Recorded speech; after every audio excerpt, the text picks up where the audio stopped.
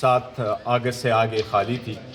हमने उस पर केस किया हुआ था, बाद में विड्रॉ कर लिया, सारी फॉर्मेलिटी अपनी पूरी कर दी। हमने नोटिफिकेशन के लिए कागजात भी जमा करवाए, फिर हमारी स्क्रूटनी भी हो गई है। 76 7A के हिसाब से हमने सारे डॉक्यूमेंटेशन स्पीकर साहब के सामने जमा कर दिए थे।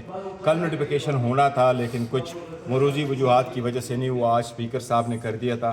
फिर हमें असम्बली में बुलाया और अल्हम्दुलिल्लाह फाइनली महमूद खान अचकज़ई साहब का नोटिफिकेशन हो गया।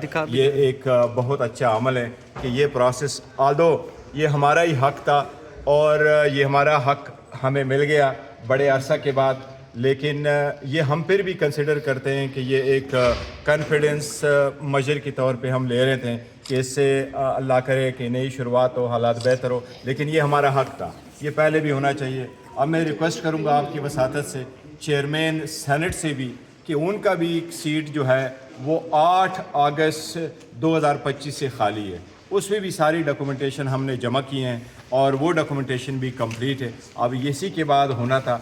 मैं अपने तरफ से महमूद खान अचकज़ई साहब को भी मुबारकबाद देता हूँ, पार्टी को भी अल्हम्दुलिल्लाह ये प्रोसेस कंप्लीट हो गया हमारा, और मैं उम्मीद करता हूँ कि चेयरमैन सेनेट भी आज ही नोटिफिकेशन कर दे ताकि दोनों का न हमारा जो ये प्रोसेस है। और साहब कह रहे हैं कि शर्त रखी गई है कमेटियों में शामिल हो फिर ये जारी किया गया। नहीं, देखो ऐसी कोई शर्त नहीं है, ये हमारा राइट है, वो भी हमारा राइट है और वो एक पॉलिटिकल मैटर्स है, हम पॉलिटिकली फैसले करते हैं। लेकिन ये मैटर पार्लियामेंट्री पार्टी की स्टैंडिंग कमेटी से बिल्कुल डिफरेंट है, वो अलग बात है और ये ऑलटुगेदर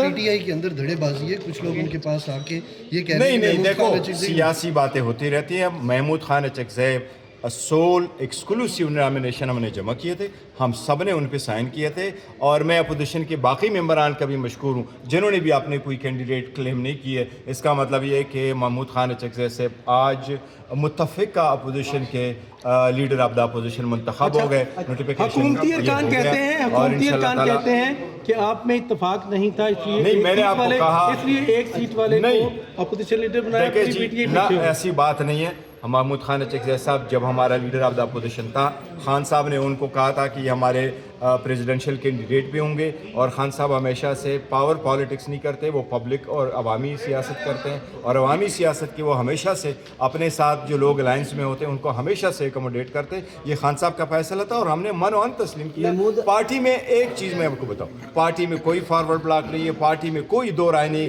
खान साहब जो फैसला करते हैं वही इम्प्लीमेंट होता है। शुक्रिया। क्या लिखा है? नोटिफिकेशन जारी हो गया फाइनली। तो ये है सर बताइएगा कि महमूद खान अचकज़ई साहब ने ख्वाहिश का इज़हार किया था, सबसे पहले वो अडियाला जेल जाना चाहते हैं, तो इसके बाद बिल्कुल जाना चाहिए। देखो सारे लीडरशिप को जाना चाहिए, वो लीडर ऑफ द अपोजिशन है उनको भी जाना चाहिए।